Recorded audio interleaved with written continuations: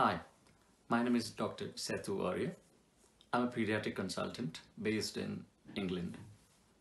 My background is pediatric neurodisability, which means that I deal with children who have varying forms of neurological disorders, who are disabled, who are dying, and who have varying forms of conditions which affects their normal functioning.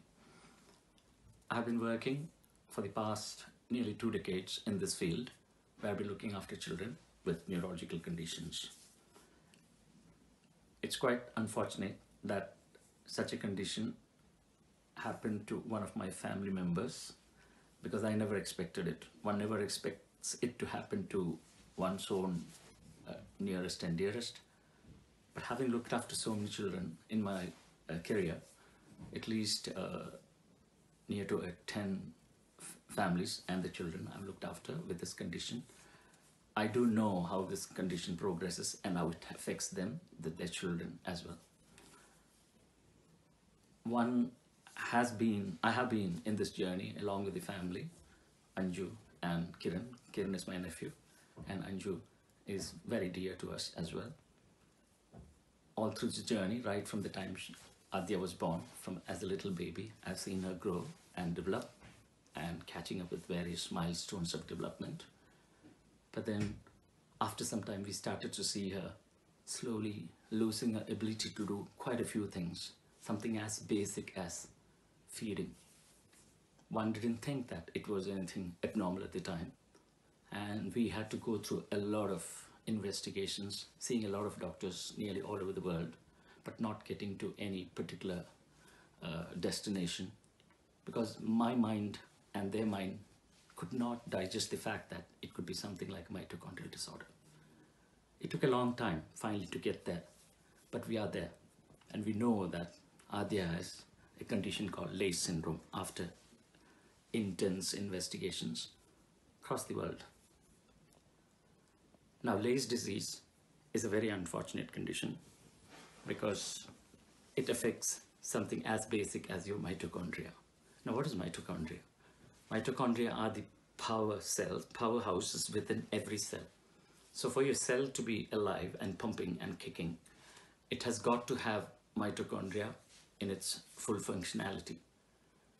So there are near to 100 genetic mutations which can make your mitochondrial DNA abnormal.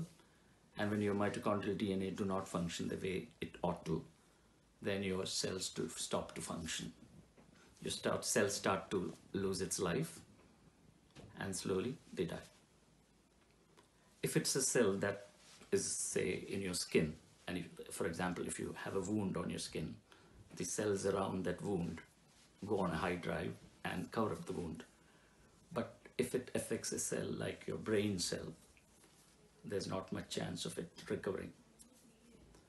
As you can imagine, the gray cells, which are on the top of the brain, it's from there that the wiring goes down into the spinal cord, from where it moves out as nerves and get plugged into different cells, different muscles in your body.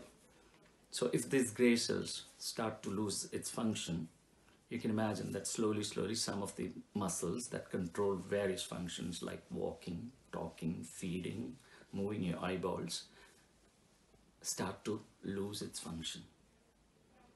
So though initially there might be just a few gray cells that have lost its function, with time, as you can imagine, more and more cells are dying. Unfortunately, this condition does not have any trialed out successful medication yet. But there are quite a few which are showing promise, which is what is being trialed out in Aadya. But for that, a family like Aadya's, like her parents, Anju and Kiran, need a lot of support from people like you. There is a lot of research going on in this field, and there are hundreds of children out there in this world who are struggling on a daily basis. So do their families. The least we can do is to support them in whatever way you could. This is a plea very close to my heart.